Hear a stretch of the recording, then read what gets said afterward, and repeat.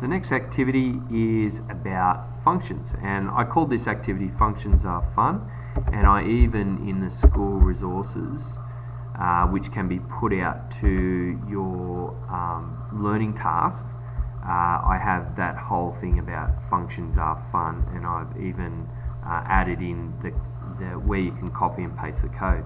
In the booklet it also exists, so what I'm going to do is the students and you can read the functions are fun, but what I'm going to do is I'm going to copy and paste this activity and explain it as we go. So there it is, all there. So if I copy and paste that into here, I might remove this entire lot that I wrote in the last video, put the new one in and explain it from the beginning.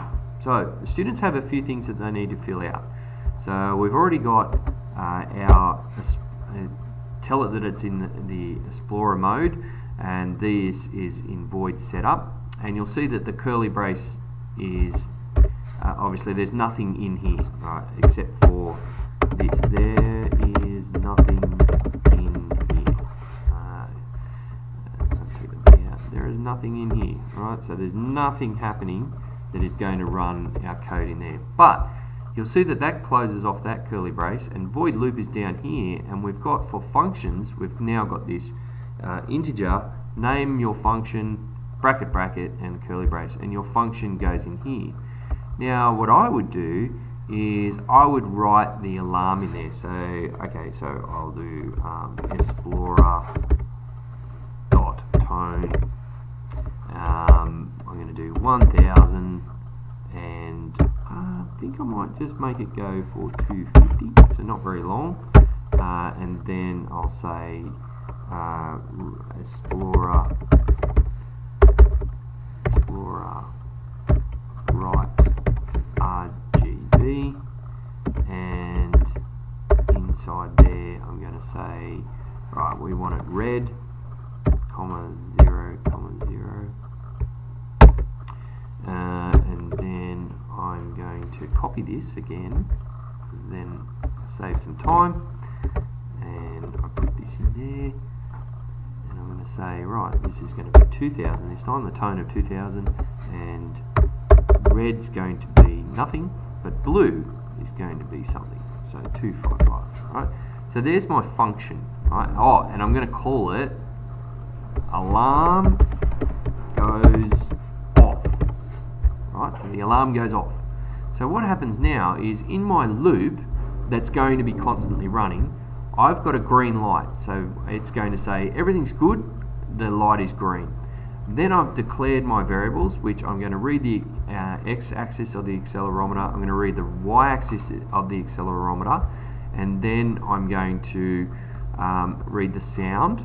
Alright, so read the microphone and give it a value, and then I'm going to declare count equal to 0 as a number. So then what happens is, in my if then else statement, if sound is greater than 10, if there's a noise, call the alarm, but while count is less than 2, call the function here. So I'm going to call the function here, which is called alarm goes, having trouble typing today, goes off.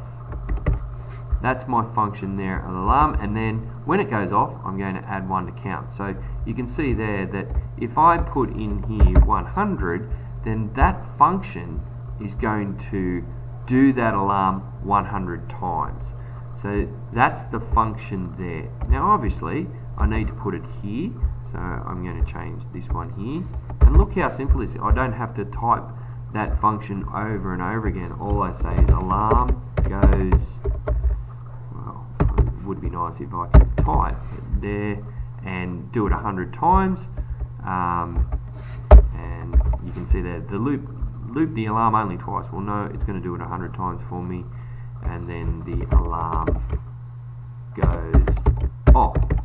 Now, some students are going to really understand this really well. I'm just going to drop this down because there's a couple of things to explain with these curly braces. There's one right at the end. If you click on these, it'll show you which one it's talking about, which will be right up the top. See how that one's highlighted? If I click on this one, it highlights that one. If I click on this one, it highlights that one. So sometimes students get the curly braces in the wrong spots, and they'll spend forever trying to find where the curly brace is supposed to go. Just remember, when you open one, you've got to close one. So these are open, that closes it. This one's open, but way down here is where it closes. This one gets closed by that one. So it's wise to drop that one down so we can see that that fits in there. That all fits together as well. So that's what a function code looks like. So the function has to go in between void setup and void loop. It has its own curly braces to open and close it. And this is just simply the alarm, but the way that it works is that it has to look at the X, Y, or the sound to see whether or not it's going to go off.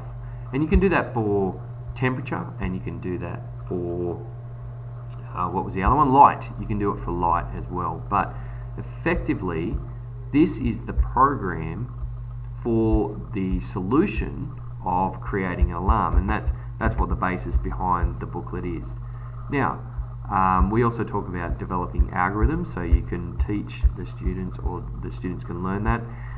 They need to do an evaluation, and then there's a marking guide for the assessment, which is on the booklet as well.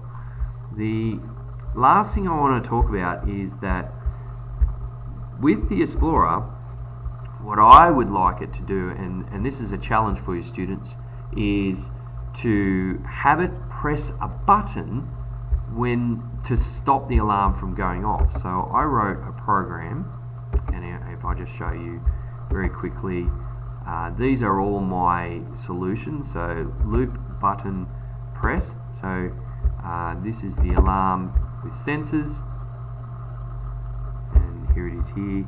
So you can see it's pretty much similar, except for in the function I've actually put some of the declarations in there, and it says if button is low, then count is going to equal 16 and break the program. So if the loop goes bigger than 12, then it needs to stop. So nothing's different really here, in that there is no tone and there is a green light on. Then we've got all the declarations. In order for you to stop a button, stop the program using a button, you have to declare the read button, which is switch 1, which is the bottom button. And look how simple my program is. It just says if sound is greater than 100, so it's got to be a pretty loud noise, then run the function. And the function is this one here. So that's a challenge for you and your students to do, is to create it as a button. You don't have to do that. That's just an extra extension activity that you can do for this program. But if they get to being able to do this and understanding the declarations of variables and if then else statements and while loops, so these are loops, if you explain all of that or you show them these videos, then they're well on their way to completing this task. I hope you've enjoyed this, and the extension activities are a bit of a challenge. Some of my students were able to do it, and let's see if more of them can do it so that they really do start to enjoy writing code.